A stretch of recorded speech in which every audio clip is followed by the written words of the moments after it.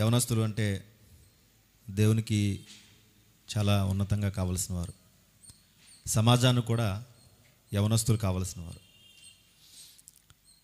Bible యవనస్తులను ఉద్దేశించి ఎన్నో మాటలను తెలియజేసింది.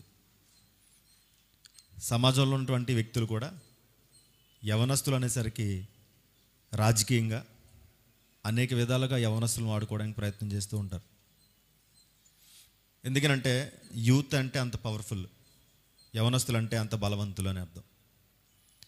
అయితే దేవుడు చెప్పినట్టుగా యవనస్తులు ఎలా ఉండాలో బైబిల్ చెప్పింది. అయితే యవనస్తులు బైబిల్ ప్రకారంగా లేదా దేవుని చిత్తానుసారంగా ఉండవలసిన యవనస్తులు నేటి కాలంలో అలా ఉండకపోవడం గల ప్రధాన కారణం సాతాను లేదా అపవాది బలవంతులైనటువంటి యవనస్తులను బలహీనపరుస్తూ వస్తుంది.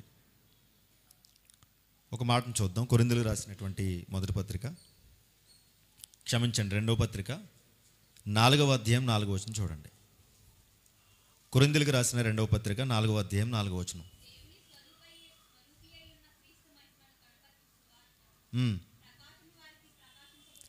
చూడండి, దేవుని యొక్క స్వరూపము లేదా దేవుని యొక్క రూపము లేదా దేవుని యొక్క లక్షణాలైనటువంటి ప్రకాశ మానమును ప్రజలకు అందనివ్వకుండా ఈ యుగ సంబంధమైన దేవత ఎవరికట అవిశ్వాసులకు ఏం కలగజేసింది? గ్రుడ్డితనం కలగజేసింది. అంటే బ్లైండ్ పీపుల్గా మార్చేస్తుంది. ఎవరు? సాతాను. ఎవరిని కనబడనివ్వకుండా? దేవుని ప్రకాశమానమును కనబడనివ్వకుండా, అంటే దేవుని ప్రసన్నతను కనబడనివ్వకుండా, దేవుని యొక్క ప్రసన్నతను కనబడనివ్వకుండా సాతాను అనేటువంటి ఈ అపవాది ఏం చేస్తుందంటే మనోనేత్రాలకు గ్రుడ్డితనము కలగజేస్తుంది. మనం ఎక్కువగా మాట్లాడుకున్నాం కదా, టెక్నాలజీ బాగా అభివృద్ధి చెందిందని. ఇది టెక్నాలజీ యుగం అని మనం అనుకుంటున్నాం కదా. ఎంత టెక్నాలజీ అంటే ఏఐ వచ్చింది ఇప్పుడు. AI, artificial intelligence. అంటే ఒక లేని మనిషిని ఉన్న మనిషిగా చూపిస్తున్నారు. గమనించాలి, బొమ్మలతో మాట్లాడిస్తూ ఉన్నారు. మనకి ఏ ఇన్ఫర్మేషన్ కావాలన్నా ఇప్పుడు ఏఐ క్షణాల్లో మనకి చెప్పేస్తుంది. అంటే టెక్నాలజీ, ఇది టెక్నాలజీ యుగం. అయితే చూడండి, టెక్నాలజీ యుగం అని ఎంతైతే మనం సంతోషపడుతున్నామో అలాగే విలువలు కోల్పోతున్న యుగంగా కూడా మనం మాట్లాడుకోవాలి. అంతే కదా. టెక్నాలజీ అభివృద్ధి చెందుతుంది, టెక్నాలజీ అంతకంతకు పెరుగుతుంది అనేటువంటి ఆనందం కన్నా విలువలు కోల్పోతున్న యుగంగా మారిపోతుంది. ఎథిక్స్ కోల్పోతున్నారు, విలువలు కోల్పోతున్నాయి. అంటే విలువలు కోల్పోతున్న యుగంగా మనం మాట్లాడుకోవాలి. ఎంతైతే టెక్నాలజీ పెరుగుతుందో అంతగానే విలువలు కోల్పోయి బ్రతుకుతున్న మనుషులు కూడా పెరుగుతూ వస్తున్నారు. గమనించాలి. మరీ ప్రాముఖ్యంగా యవనస్తులు గమనించినప్పుడు ఈరోజు టెక్నాలజీ అనగానే మనకు గుర్తొచ్చేవి ఏంటంటే సామాజిక మాధ్యమాలు, ఇన్స్టాగ్రామ్, తర్వాత యూట్యూబ్, తర్వాత ఫేస్బుక్, ఇంకా చెప్పండి ఇంకేంటి, రీల్స్, గేమ్స్, తర్వాత గేమింగ్స్, ఆల్కహాల్ అడిక్షన్, అలాగే ఫ్రెండ్ సర్కిల్, పీర్ ఫ్రెండ్స్ అంటే ఒత్తిడి చేసేటువంటి స్నేహితులు, ఇంకా మనీ, ఫేమ్, రిలేషన్షిప్స్. యువతను మనం గమనించినప్పుడు వీటి చుట్టూనే తిరుగుతూ ఉన్నారు. ఏంటి చుట్టూ? ఇన్స్టాగ్రామ్లో కనిపించే ఏంటంట గ్లామర్, యూట్యూబ్లో కనిపించే లైఫ్ స్టైల్, తర్వాత గేమ్స్, రీల్స్లో కనిపించే ఇన్ఫ్లుయెన్స్. అంటే ఒక యువత మొబైల్ తీసుకుని సెర్చ్ చేసేటప్పుడు యూట్యూబ్లోకి లేకపోతే ఇన్స్టాగ్రామ్లోకి, ఫేస్బుక్లో వేటిని సెర్చ్ చేస్తున్నారంటే ఇన్స్టాగ్రామ్ ఓపెన్ చేయగానే మనకి ఎవరు కనిపిస్తారంటే కొంతమంది అందమైన ముఖాలు కనిపిస్తారు. అంటే ఇన్స్టాగ్రామ్ ఓపెన్ చేయగానే ఏం కావాలంటే గ్లామర్ కావాలి. యూట్యూబ్ ఓపెన్ చేయగానే లైఫ్ స్టైల్ కావాలి. అంటే ఎవరి లైఫ్ స్టైల్ ఎలాగ ఉంది ఇప్పుడు వారిని అనుకరించడం, వారికిలా ఉండడం యూట్యూబ్ ఓపెన్ చేయగానే. అంటే ఈ యొక్క టెక్నాలజీ అభివృద్ధి చెందింది అంటున్నారు, కానీ ఈ టెక్నాలజీ వల్ల విలువలు దిగజారిపోతున్నాయనే విషయం ఎందుకు గమనించలేకపోతున్నారు?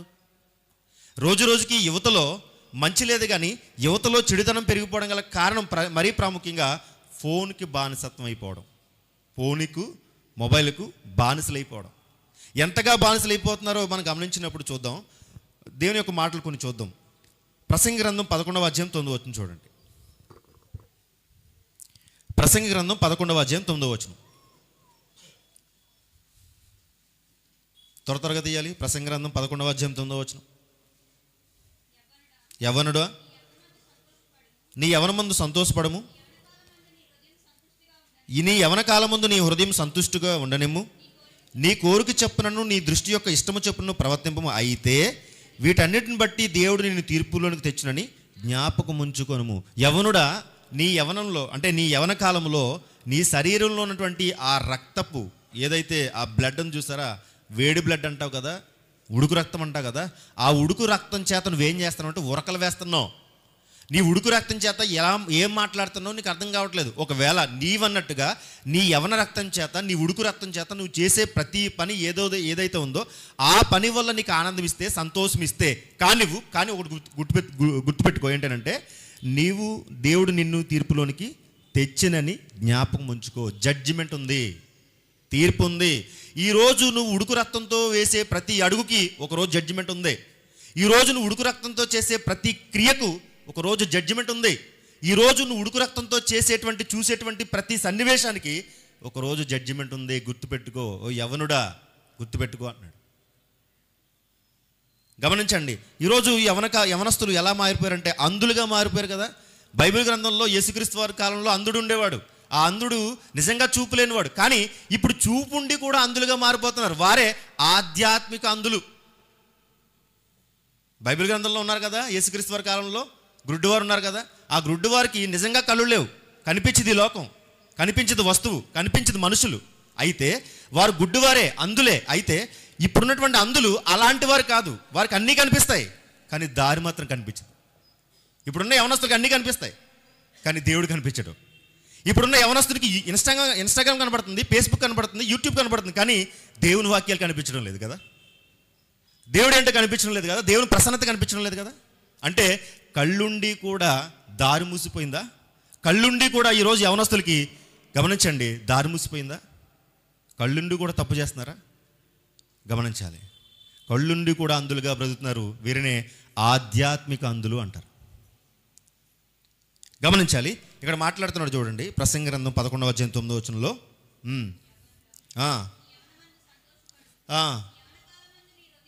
నీ యవన కాలమందు నీ యొక్క హృదయము సంతుష్టిగా ఉండనేము, నీ కోరిక చొప్పునను నీ దృష్టి యొక్క ఇష్టము చొప్పునను ప్రవర్తింపము. అయితే వీటన్నిటిని బట్టి దేవుడు నిన్ను తీర్పులోనికి తెచ్చునని జ్ఞాపకం ఉంచుకొనుము.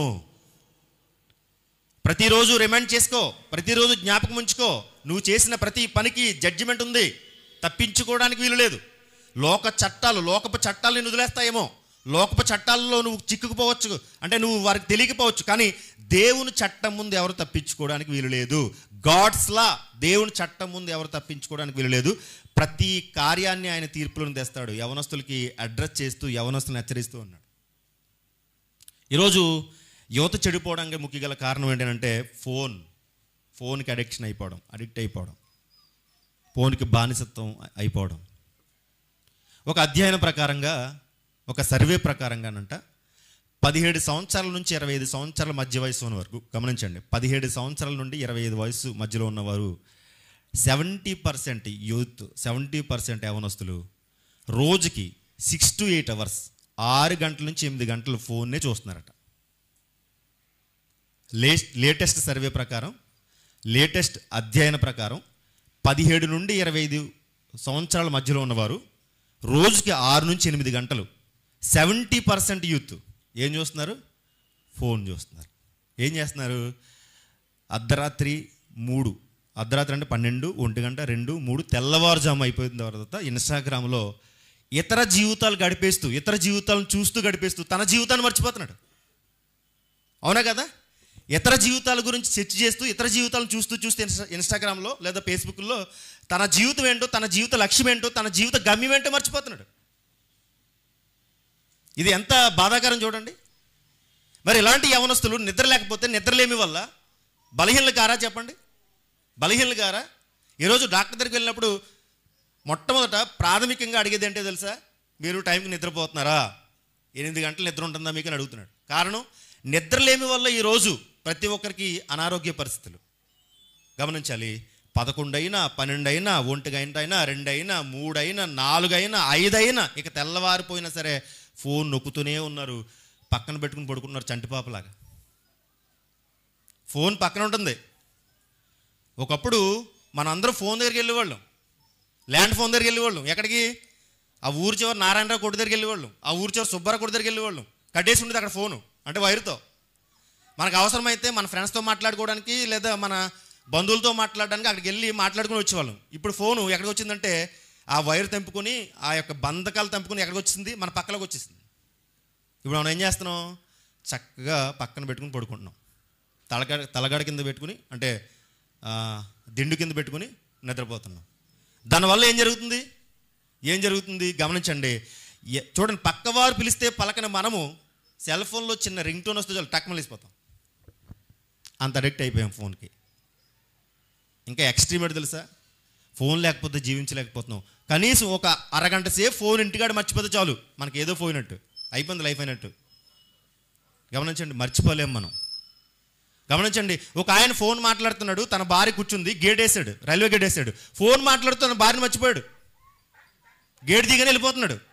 తీరా అక్కడ వెళ్ళిన తర్వాత ఏది నా భార్య ఏదని చూస్తే, ఏం భార్య నువ్వు ఫోన్ మాయలో పడిపోయి నీ భార్యను లేసావు అంతే. ఇంటికి వెళ్ళిన తర్వాత దబ్బడి అయిపోయింది కదా. గమనించండి, కొంతమంది ఫోన్ చేస్తున్నారు, ఏదో తినేటువంటి అంటే వేస్ట్ తింటూ ఏదైనా తింటూ ఆ వేస్ట్ పేపర్ ఉంటుంది కదా, వేస్ట్ పేపర్ని పడిచే బదులు ఫోన్ గెలిచేస్తున్నారు. అలా ఎంత ఎడిక్ట్ అయిపోయారంటే ఒక బానిస అయిపోయారు ఫోన్కి. మరీ ప్రాముఖ్యంగా యువత, 70% యువత 6 నుంచి 8 గంటలు ఫోన్తోనే గడుపుతారంటే అర్థం చేసుకోండి. అంటే స్క్రీన్ వెలుగు, తెల్లవారుజామున 3 గంటల వరకు స్క్రీన్ వెలుగు చూస్తున్నారు, కానీ వారికి ఉన్న మనసు వెలుగు పోతుందనే విషయం తెలుసుకోలేకపోతుంది. స్క్రీన్ వెలుగు మనసులో ఉన్న వెలుగుని తీసిపోతుంది. గమనించండి. ఇంకా చూసినప్పుడు కొంతమంది చెడు స్నేహితులను కలిగి ఉంటారు. స్నేహితుడు అనే పదానికి చాలా మంచి అర్థం ఉంది, వివరణ ఉంది. కానీ ఇప్పుడున్నటువంటి స్నేహితులు మంచి స్నేహితులు కాదు, చెడ్డ స్నేహితులే. ఎంత చెడ్డ స్నేహితులు అంటే చూడండి, కొరింథీయులకు రాసిన మొదటి పత్రిక 15వ అధ్యాయం 33వ వచనం చూడండి. కొరింథీయులకు రాసిన మొదటి పత్రిక 15వ అధ్యాయం 33వ వచనం. దుష్ట సాంగత్యం మంచి నడవడిని చెరుపును. మంచిగా మనం వెళ్తున్నాం, అమ్మ నాన్న ఫ్యామిలీ చాలా బాగుంది, ఈ ఫ్యామిలీలో ప్రేయర్ ఉంది, ఈ ఫ్యామిలీలో వాక్య సహవాసం ఉంది, మంచిగా సహవాసం ఉంది. అలాంటి మంచి సహవాసాన్ని కూడా చెడిపేటువంటి స్నేహితులు ఉన్నారు. అందుకే దుష్ట సాంగత్యం మంచి నడవడికను చెరుపును. దుష్ట సాంగత్యం. మనమంటే ఇప్పుడు చర్చిలో ఉంటున్నాం, కానీ బయటికి వెళ్ళిన తర్వాత ఒకవేళ చెక్ యువర్ సెల్ఫ్, అంటే చెక్ యువర్ ఫ్రెండ్స్, అంటే నీ స్నేహితులను నీ ఫ్రెండ్స్ని ఒకసారి చెక్ చేసుకో. ఎలా ఉన్నారో? నీకులాగా ఆలోచిస్తున్నారా, లేదా వారు లోకపు మనుషులా, లోకాన్ని అనుభవించాలని, లోకంలో ఉన్న వాటిని ప్రేమించాలని? ఒకవేళ వారు అలాంటి వారైతే, ఒకవేళ నువ్వు దైవభక్తి కలిగిన కుటుంబంలో జీవించిన వాడైతే నీకు వారికి అసలు కుదరదు. అందుకే నీ ఫ్రెండ్షిప్ మానేసుకోవాలి. కానీ మనం ఏమనుకుంటున్నాం అంటే, స్నేహం మన కుటుంబం కంటే లేదా స్నేహం దేవుని కంటే ఎక్కువ అనుకుని విలువించుకుని స్నేహితులను ప్రేమిస్తున్నావు. ఆ స్నేహితులే నిన్ను ముంచేస్తున్నారు, ఆ స్నేహితులే నిన్ను దేవుని సన్నిధి నుంచి, ఒక ఆధ్యాత్మిక కుటుంబం నుంచి నిన్ను బయటికి తీసుకెళ్ళిపోతున్నారు. చెడు స్నేహితులు ఎంతగా ప్రేరేపిస్తారంటే చూడండి, అగ్ని ఉందా, ఫైర్ పక్కన నుంచి ఉంటే పర్వాలేదు, వేడి తగులుతుంది. కానీ ఫైర్నే మన దగ్గరికి ఇంకా దగ్గరికి వెళ్ళిపోతే కాలిపోతుంది. అర్థమైందా? అగ్గి దగ్గర నుంచోవడం అనేది పర్వాలేదు, వేడి తగులుతుంది, జాగ్రత్తగా ఉంటాం. ఇంకా దగ్గరికి వెళ్ళిపోతే డిస్టెన్స్ దగ్గర వేయకూడదు, ఏమైపోతుంది మనకి? కాలిపోతుంది, చివరి గాయమైపోతుంది. అందుకే వాళ్ళు అగ్గితో సమానం. అంటే చెడు స్నేహితులు ఎలాంటి వాళ్ళు అంటే మనల్ని కాల్చేవారితో సమానం. కాల్చేవారికి దగ్గరికి వెళ్ళకూడదు, చాలా జాగ్రత్తగా ఉండాలి. వారు కాల్చేవారైతే, వారు లోక సంబంధులు అయితే, లోకాన్ని ప్రేమించేవారైతే మనల్ని వారి మాయ మాటల చేత, కుయుక్తి చేత వారి వైపు లాక్కోవడానికి అనేకమైనటువంటి అస్త్రాలను ఉపయోగిస్తారు. చాలా జాగ్రత్తగా గమనించాలి. చెడు స్నేహాలు ఈరోజు యవనస్తులకి ఎక్కువైపోయాయి. ఆనందం కోసం ఏం చేస్తున్నారంటే తప్పుదారులు పడుతున్నారు కదా, డ్రగ్స్ అని, ఆల్కహాల్ అని, లస్ట్ అని, రిలేషన్షిప్ అని. చూడండి, ఆన్లైన్ టెంప్టేషన్స్, ఆన్లైన్ విర్చువల్గా ఉంటున్నారు. ఇప్పుడు విర్చువల్ మీన్స్ ఏంటి తెలుసా?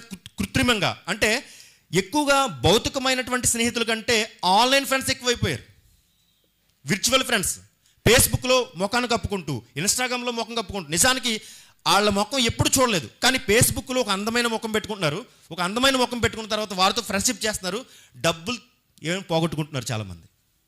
ఒక అమ్మాయి ఏం చేస్తుందో తెలుసా? మనకి భీమవరం ఈ పాలకొల్లు అటు సైడ్ ఉన్నటువంటి ఒక అమ్మాయి ఏం చేసిందంట, తన ముఖానికి అందమైన ముఖాన్ని ఫేస్బుక్లో పెట్టుకుని 20 మందికి పైగా అబ్బాయిలు మోసం చేసి 20 మందిని వివాహం చేసుకుందంట. వారి దగ్గర నుంచి దాదాపుగా 5 కోట్ల నుంచి 10 కోట్లు వసూలు చేసిందంట. గమనించండి. మన ఆలోచన ఏంటంటే ఒక అందమైన ముఖం కావాలి, ఒక అందమైనటువంటి ఫేస్ కావాలి. అందమైన ఫేస్ ఉంటే గమనించండి, ఆన్లైన్ ఫ్రెండ్షిప్ చేసుకుని చాలామంది మోసపోతున్నారు. కారణం ఏంటి తెలుసా? ఫోన్తో ఎక్కువ గడపడం వల్ల. ఇంకా సామెతల గ్రంథం 14వ అధ్యాయం 12వ వచనం చూడండి. సామెతల గ్రంథం 14వ అధ్యాయం 12వ వచనం.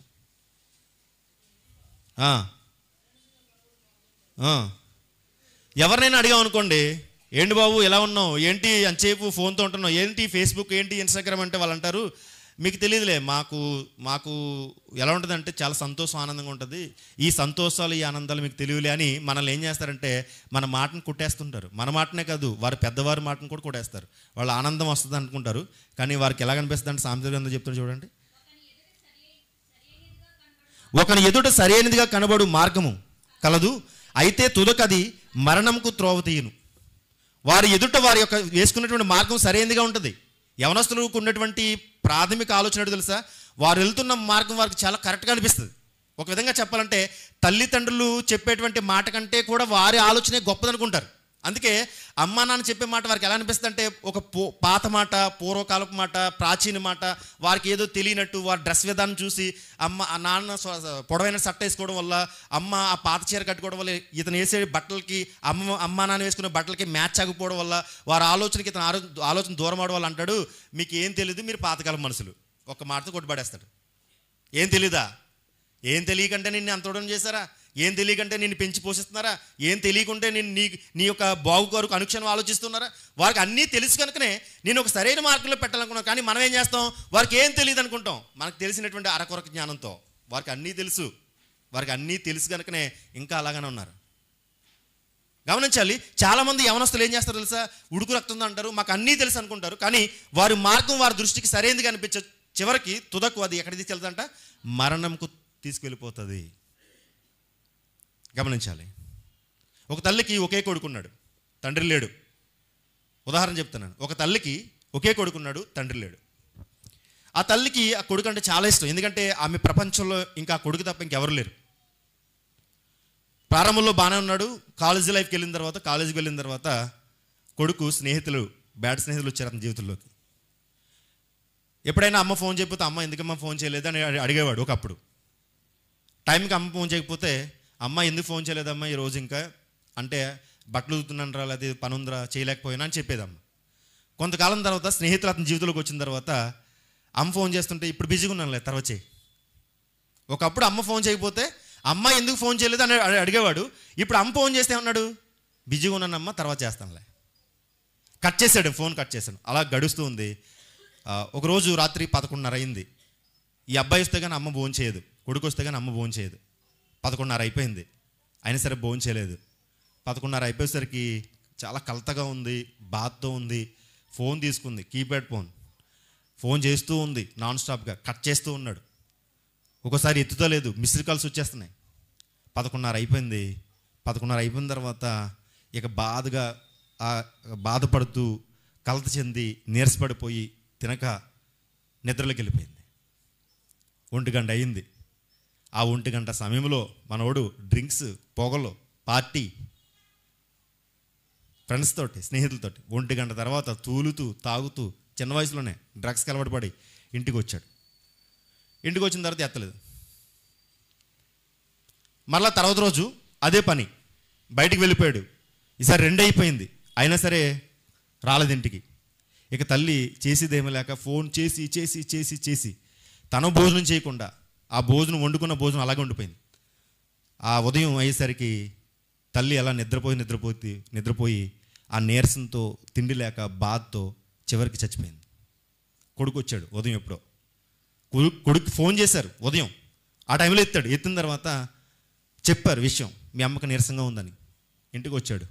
వచ్చిన తర్వాత అందరు బంధువులు, ఆమె అలా పడుకుని ఉంది, ఆమె గుండెల పైన చిన్న ఫోన్ ఉంది.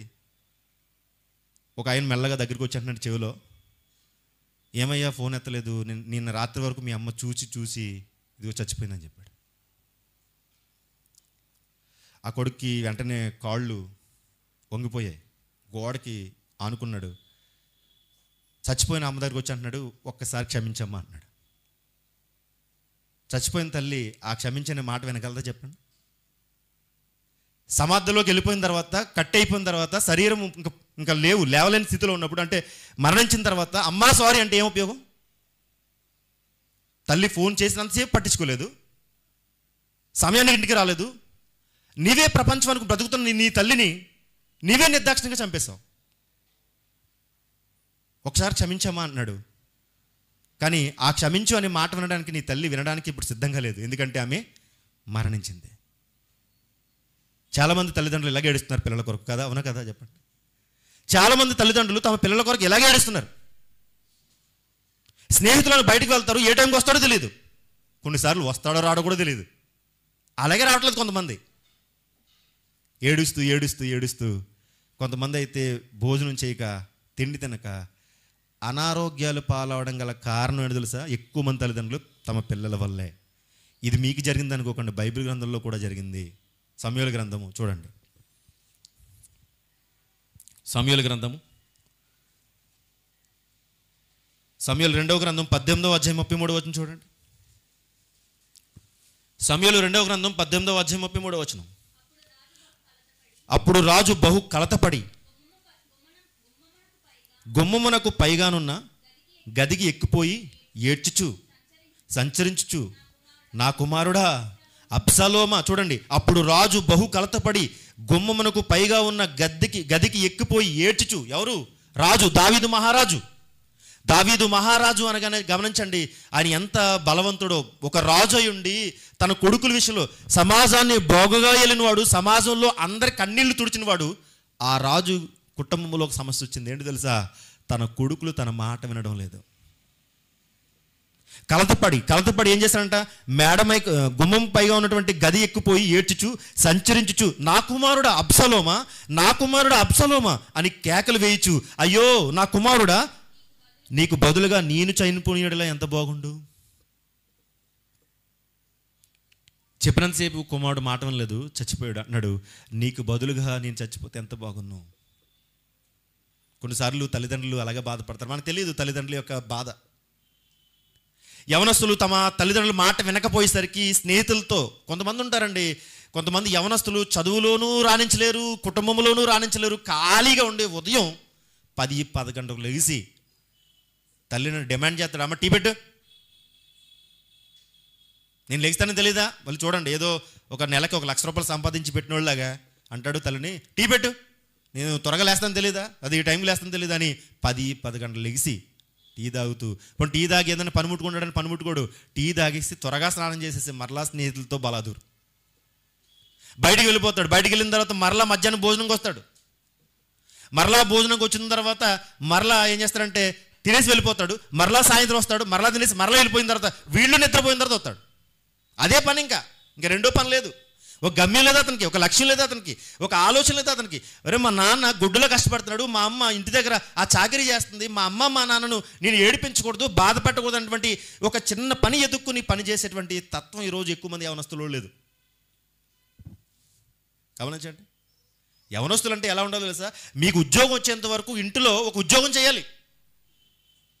అది చిన్న పను పెద్ద పని చేస్తూ ఉండాలి. నాన్నకి సహకారిగా పొలానికి వెళ్ళాలి, లేదా అమ్మకి సహకారిగా ఏదైనా పని చేస్తూ ఉండాలి, ఇంటిని శుభ్రపరచుకోవాలి. ఇలాంటి పనులన్నీ అలవర్చుకుని ఒక ఉద్యోగం వచ్చే వరకు, ఒక ఉద్యోగం అనేది మీకు చూడండి, జీతం ఇవ్వని ఒక ఉద్యోగం ఇంట్లో చేయాలి. అబ్బే లేనే లేదు. బట్టలు వేసుకోవడం, బట్టలు తీసేయడం, బట్టలు ఉతకడం ఎంత కష్టమో తెలుసా? తల్లి బట్టలు ఉతకడం ఒక వారం అంతా బట్టలు ఉతకకుండా స్ట్రైక్ చేసింది అనుకోండి, ఇంకా మనకు బట్టలు ఉండవు, బన్నలేసిన జరగాల బట్టలు ఉతకపోతే. కానీ బట్టలు ఉతకడం చాలా కష్టం. వాషింగ్ మిషన్లో పెడుతుంది అనుకుంటున్నారు మీరు. బట్టలు ఉతకడం, వంట చేయడం ఒక పని కాదండి. స్త్రీకి, తల్లికి చాలా పనులు ఉంటాయి. నువ్వు తిన్న కంచం మనం తింటామా? మళ్ళీ ఆవిడ తీయాలి, కడగాలి. ఆల్రెడీ కడిగి పెట్టిందా, మనం తింటామా, మరలా కడగాలి, కడిగి మళ్ళీ అక్కడ పెట్టాలి, మరలా సాయంత్రం మరలి పెట్టాలి. చూడండి ఎంత పని అది. ఈ కష్టం ఏమీ తెలీదు. బయట తిరగడం, గమనించి స్నేహితులతో నవ్వుకోవడం, గమ్యం లేదు, ఏమీ లేదు, ఒక లక్ష్యం లేదు నీకు. చదువుని ఎక్కడేసావు? చదువుకోమని మీ నాన్న మీ అమ్మ ఎంతో కష్టపడి చక్కగా చదివిస్తుంటే ఆ చదువును కూడా ఎక్కడేసావు స్నేహితుల మాట విని. నీ ఆపదలో, నీ కష్టాల్లో నీకు స్నేహితుడు వచ్చేస్తాడా? స్నేహితుడు చూస్తాడా? గమనించండి. ఈ అబ్షలోము మాట వినలేదంట. మాట వినకపోయేసరికి దావీదు గారు ఎంత బాధపడుతున్నారంటే, ఒక దావీదు ఎక్కెక్కి ఏడుస్తున్నాడు, అబ్షలోమా నా కుమారుడా, అబ్షలోమా నా కుమారుడా అని కేకలు వేయచ్చు. అయ్యో నా కుమారుడా, నీకు బదులుగా నేను చనిపోయిన ఎంత బాగుండును, నా కుమారుడా అబ్షలోమా నా కుమారుడా అని ఏడ్చుచు వచ్చెను. దేవుడు బైబిల్ గ్రంథంలో యవన కాలాన్ని చాలా విలువగా చూశాడండి, విలువిచ్చాడు చాలా యవన కాలాన్ని. యవన కాలంలో దావీదు చూడండి ఏం చేశాడు. యవన కాలంలో దావీదు ఒక రాక్షసు లాంటి గొలియాతును చంపేశాడు. అంటే దేవుని పక్షాన్ని నిలబడ్డాడు దావీదు. తర్వాత యోసేపు టెంప్టేషన్స్ ఏవైతున్నాయో ఆ టెంప్టేషన్స్ రెసిస్ట్ చేశాడు. అంటే అర్థం ఏంటి, ఆ వచ్చేటువంటి టెంప్టేషన్స్ తిరిగొట్టేశాడు యోసేపు. తర్వాత ఎస్తేర్ తన ప్రజలను కాపాడుకుంది. తర్వాత దానియేలు రాజుల ముందు నిలిచాడు. తర్వాత ఇర్మియా చిన్న బాలుడైనా సరే దేవుని పక్షాన పోరాడాడు. తర్వాత తిమోతి ఒక చర్చి నాయకత్వాన్ని తీసుకుని ఒక యవనస్తుడిగా మిగిలాడు. ఇలా చెప్పుకుంటూ పోతే బైబిల్ గ్రంథంలో ఎంతోమంది యవనస్తులు పథకాలు సాధించారు, అవార్డులు సాధించారు దేవుని ఎదుట. కానీ ఈరోజు యవనస్తులు బైబిల్ చదవమని ఇక్కడ చెప్పాం అనుకోండి, బైబిల్ చదవలేకపోతున్నారు, పాట పాడలేకపోతున్నారు. గమనించండి, అందరికంటే ముందు రాలేకపోతున్నారు. యవనస్తులు అంటే గమనించండి, దేవుడు ఎంత విలువ ఇచ్చాడు యవనస్తులకి. వారు ఎలా సాధించారో చూడండి. ఒక సమయాన్ని గమనించినప్పుడు చిన్నతనంలోనే ఒక సేవకుడి దగ్గర ఉండి ఆ సేవకుడు చెప్పిన ప్రతి మాటను వింటూ ఆ సేవకుడు అర్ధరాత్రిగా లేస్తే అతను కూడా లేచి పరిచర్య కొనసాగించాడు. చూడండి, పెద్దవారుగా లేదా గొప్పవారుగా సమాజంలో అధికారులుగా లేదా సమాజంలో గొప్పవారుగా మారాలంటే సీక్రెట్ ఏంటో తెలుసా? మీ తల్లిదండ్రులకు లేదా మీ సేవకులకు పరిచర్య చేయాలి. ఖచ్చితంగా పరిచర్య చేయాలి. అలా పరిచర్య చేస్తేనే మీరు ఉన్నతమైన స్థానాలలో మీరు ఉండగలరు. గమనించండి, బైబిల్ గ్రంథంలో చూసినట్టు తిమోతికి రాసిన మొదటి పత్రిక 4వ అధ్యాయం 12వ వచనం చూడండి. తిమోతికి రాసిన మొదటి పత్రిక 4వ అధ్యాయం 12వ వచనం.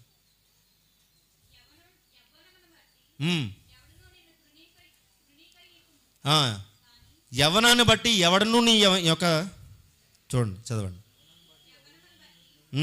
నీ యవనం బట్టి ఎవడనూ నిన్ను తృణీకరింపనీయకుము గాని మాటలోను, ప్రవర్తనలోను, ప్రేమలోను, విశ్వాసములోను, పవిత్రతలోను విశ్వాసులకు మాదిరిగా ఉండము. నీ యవనాన్ని బట్టి ఎవడనూ నిన్ను తృణీకరించకుండా చూసుకో. అంటే నీ యవనం నీకు శాపం కాకూడదు, నీ యవనం నిన్ను బయటపడకూడదు. నీ యవనాన్ని బట్టి ఎవడు నిన్ను తృణీకరించకుండా నీ మాట, నీ ప్రవర్తన, ప్రేమ, విశ్వాసము, పవిత్రత విశ్వాసులకు మాదిరిగా ఉండాలి. ఈ కుర్రోడు మాట్లాడితే ఈ కుర్రోడు మాటలు ఎక్కడ లోపం కనిపించదండి అనాలి.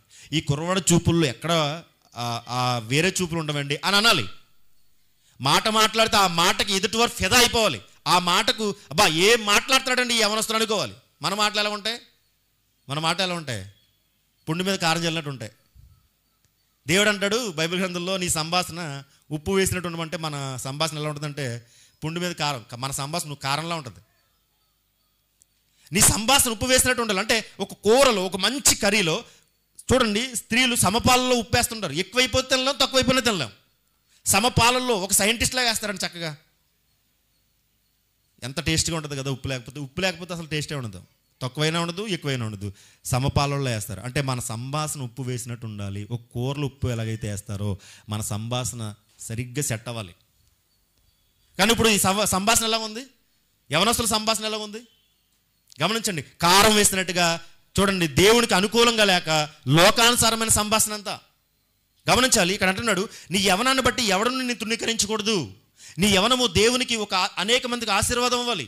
నీ యవనం వల్ల ఒక చర్చికి ఉపయోగం ఉండాలి. నీ యవనం వల్ల నీ కుటుంబానికి ఉపయోగం ఉండాలి. నీ యవనం వల్ల నీ వీధిలో, నీ ప్రాంతంలో, నీ యొక్క ప్రజల మధ్య ఒక ఉపయోగకరంగా ఉండదు. నీ యవనాన్ని బట్టి ప్రతి ఒక్కరు కూడా ఈ యవనస్తుడు అంటే ఇలాగే ఉండాలని ప్రతి ఒక్కరు అడ్రస్ చేసి నిన్నే చూపించాలి, ఏ కుటుంబం అయినా సరే. కానీ మనల్ని చూసి ఆడికిలా ఉండకురా, ఎవడికిలా ఉన్నా సరే నువ్వు ఆడికిలా ఉండకంటున్నారంటే అర్థం ఏంటి? ఆడికిలా ఉండకు. ఆడు చర్చికి వెళ్తాడు కానీ అసలు వాడు మంచోడు కాదు. వాళ్ళు చర్చికి వెళ్తారు కానీ అసలు మంచోళ్ళే కాదు. గొడవలు ఆడేస్తారు, వాళ్ళు అల్లర్లు చేసేస్తారు. వాళ్ళు ఒక విధంగా చెప్పాలంటే వారికిలా ఉండొద్దు అనేటువంటి మాట తెచ్చుకున్నామా జీవితంలో ఇక మన మాట మంచి చెప్పినా మనం వినరు. ఇంకా మన యవనాన్ని బట్టి మనల్ని ఎవరిని తృణీకరించకూడదు, పక్కన పెట్టకూడదు. మన యవనాన్ని బట్టి అనేక మంది చూడండి వెలుగులో నడుచుకోవాలి.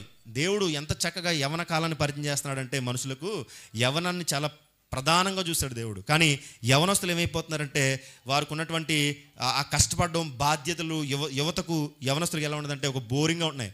కష్టపడంటే పని చేసుకో అంటే వారికి ఎలా ఉందంటే ఒక బోరింగ్ సబ్జెక్ట్లా ఉండదు. వాళ్ళు బాధ్యత మర్చిపోయి ఏం చేస్తున్నారు, వాళ్ళకి వెంటనే ఫాస్ట్ చూడండి ఇన్స్టెంట్గా క్విక్ హ్యాపీనెస్ కావాలి.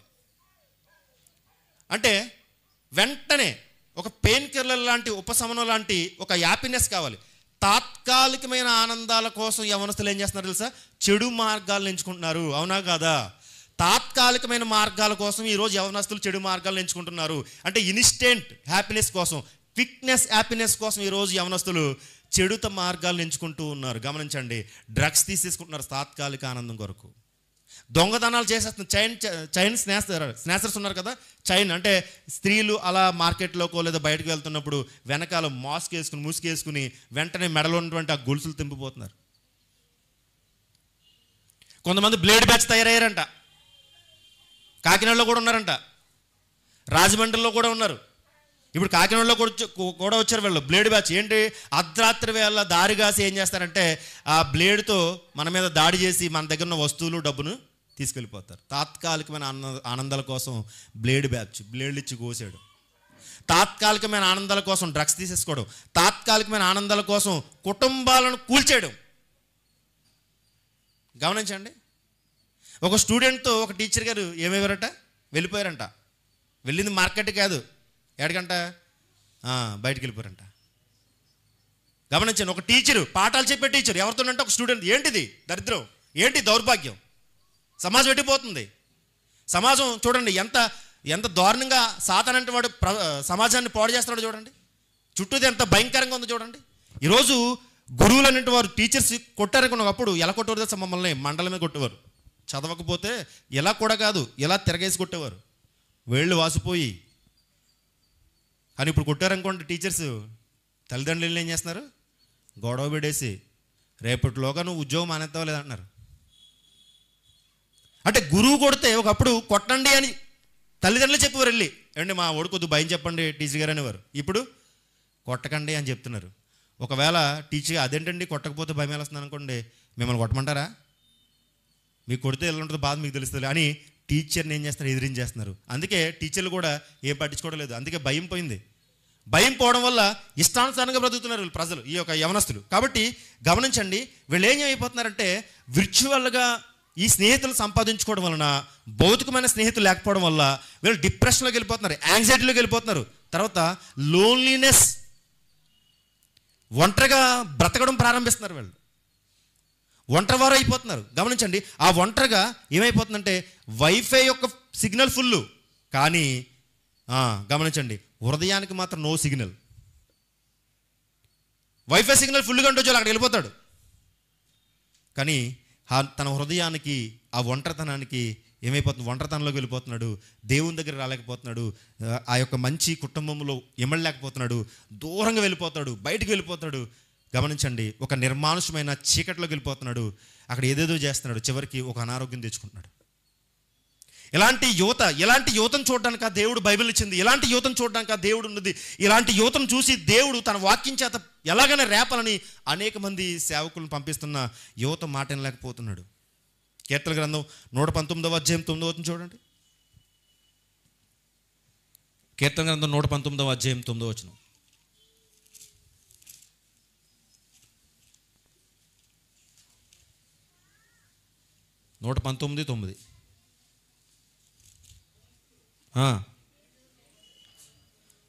యవనస్తులు దేని చేత తమ నడతను శుద్ధిపరచుకుందరు, నీ వాక్యమును బట్టి తనని జాగ్రత్తగా చూచుకున్న చేతనే కదా.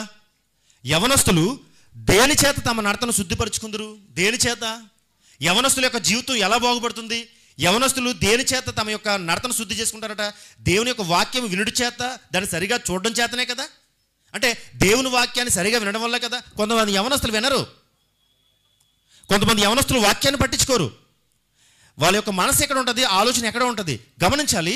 దేవుని యొక్క వాక్యాన్ని ఎవరైతే జాగ్రత్తగా వింటారో, విన్న తర్వాత సరిగా చూసుకుంటారో అలాంటి యవనస్తుల జీవితం బాగుపడుతుంది. యవనస్తులు చూడండి, దేని చేత తమ నడతను శుద్ధిపరుచుకుందరు, నీ వాక్యను బట్టి జాగ్రత్తగా చూచుకున్నట్టు చేతనే కదా అన్నాడు. గమనించాలి.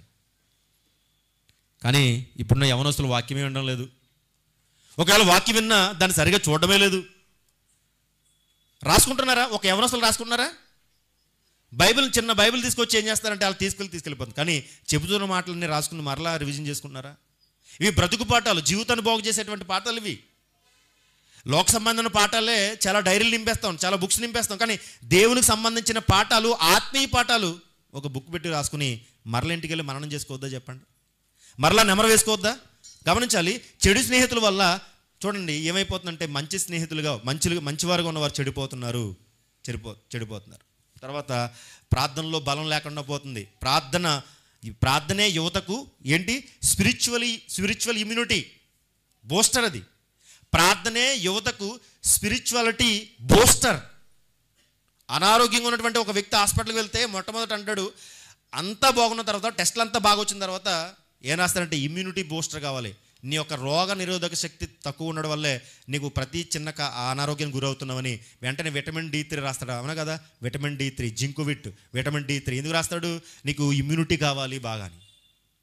మరి యువతకు మరి స్పిరిచువల్ ఇమ్యూనిటీ కావాలంటే, స్పిరిచువల్ బూస్టర్ కావాలంటే ఏంటి కారణం అంటే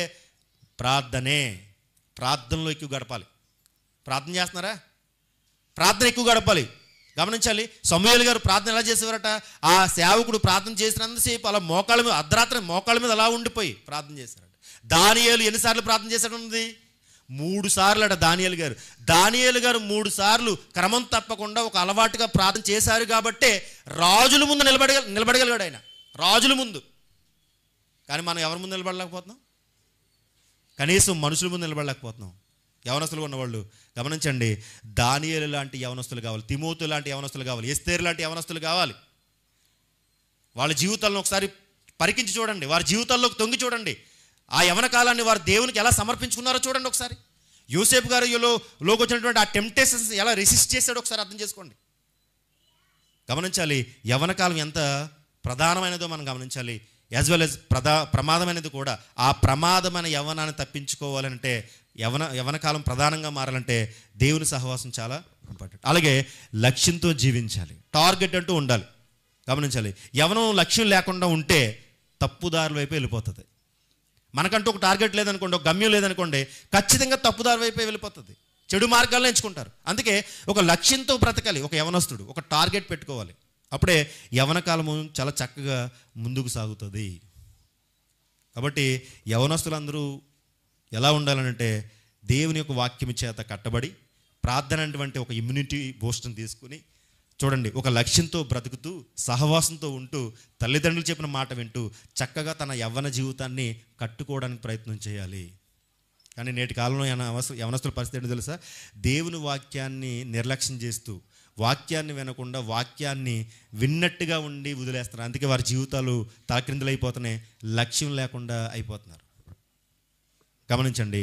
యవనస్తులు ఫేస్బుక్కి, ఇన్స్టాగ్రామ్కి, తర్వాత యూట్యూబ్కి, తర్వాత ఇలా సామాజిక మాధ్యమాలన్నిటికీ అలవాటు పడి ఫోన్కు బానిసలైపోయి చివరికి ఫోర్నగ్రఫీ అని ఇలా అశ్లీల చిత్రాల వైపు తమ యొక్క హృదయాలను మార్చుకుని చివరకు చూడండి, దేవుని కొరకు బ్రతకాల్సిన యవనస్తులు లోకానికి తమ జీవితాలను ఇచ్చేస్తూ, తల్లిదండ్రులను ఏడిపిస్తూ, తల్లిదండ్రులు చంపేస్తూ, ఒక విధంగా చెప్పాలంటే అనారోగ్య పాలు చేసేసి యవనస్తులు తమకున్న బలాన్ని సమాజానికి ఇచ్చేసి యవ్వన కాలంలోనే జీవితాలను చాలించుకుని చచ్చిపోతున్న ఎంతోమంది యవనస్తులు మన కళ్ళ ముందు కనిపిస్తున్నారు. నేను కోరుకునేది ఒకటే, మన యవనస్తులు, మన సంఘానికి వస్తున్న యవనస్తులు ఎన్ని మాటలు వింటున్నా, ఇంత సత్యం వింటున్న యవనస్తులు ఎలా ఉండాలో తెలుసా?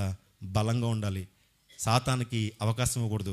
ఎవడు మన యవనాన్ని బట్టి మనల్ని తృణీకరించకూడదు. ప్రార్థనలో గడపాలి, వాక్య సహవాసాలు ఉండాలి, తల్లిదండ్రులతో, కుటుంబంతో హ్యాపీగా కుటుంబ ప్రార్థనతో ముందుకు సాగాలి. దేవుడు అట్టి రీతిగా మీ యవన కాలాన్ని దేవుడు ముందుకు నడిపించును గాక. ఆమెన్.